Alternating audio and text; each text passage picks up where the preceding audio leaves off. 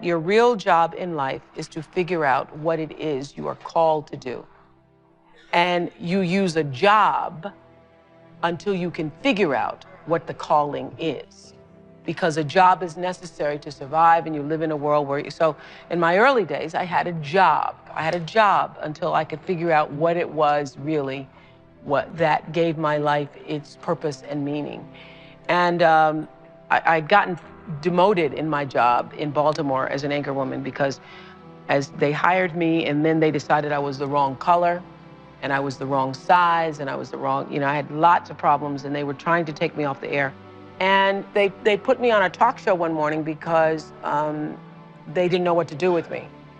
But I felt like this is what I'm supposed to do. All these years I've been misplaced in news. So, but the moment I did that talk show, I felt like, oh, I can be myself.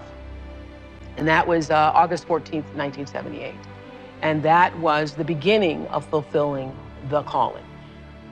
If you can find what is your passion, if you find what you love, you never get tired. Or if you do get tired, you're fueled by the energy of your work. So I know that I'm doing exactly what I'm supposed to be doing at this time. I also know that what this show can do in terms of being a voice in changing the world, it's just the beginning of what this show can do.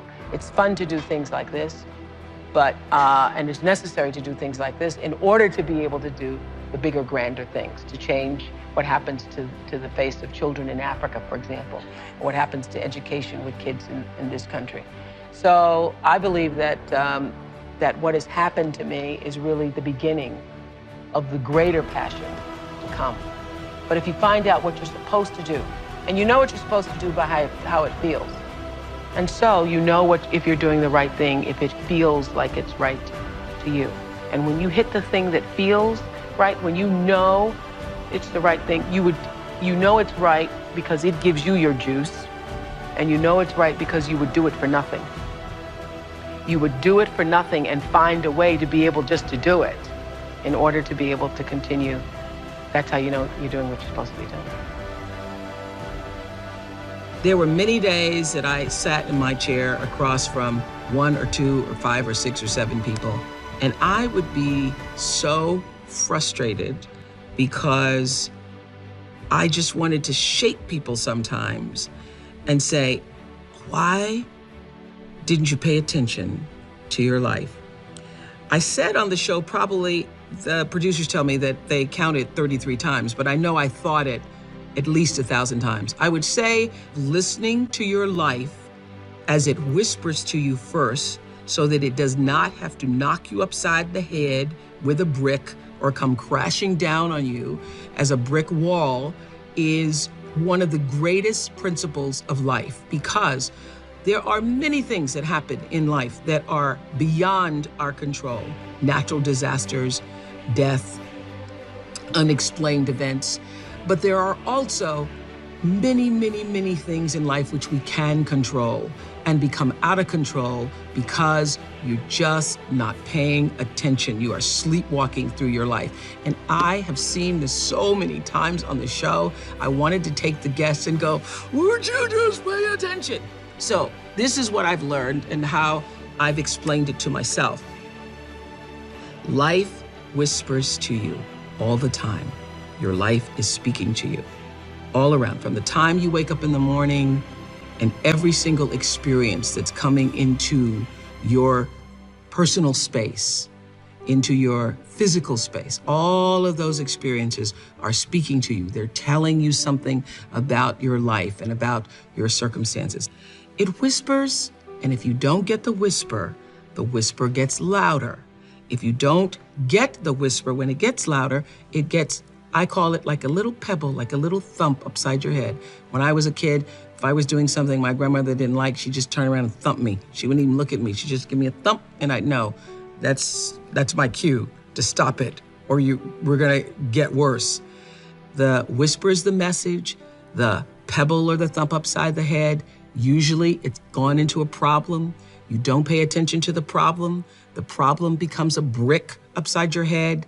The brick upside your head is a crisis. You don't pay attention to the brick upside your head, the crisis turns into a disaster, and the whole house brick wall comes falling down.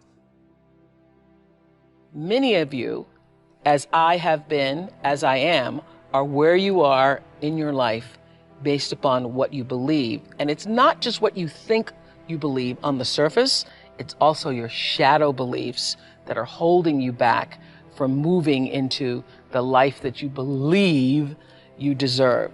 What I know is if you're not looking at the shadows, if you're not looking at what is subconsciously running through the tape in your mind, telling yourself you're not good enough, you're not worthy enough, you're not smart enough, you're not enough, which is a tape that's playing for a lot of people. If you're not conscious of that, then you end up acting out of that belief system and not out of what you know to be the truest or want to be the truest for yourself. You don't become what you want because so much of wanting is about living in the space of what you don't have. So if you start to think about that, really, why are you where you are in your life? The choices that you have made have been because of what you believe to be true for yourself.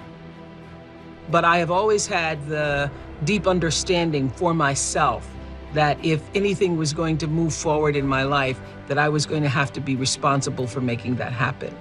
And I know that to be true now and can articulate it as you are responsible for your life.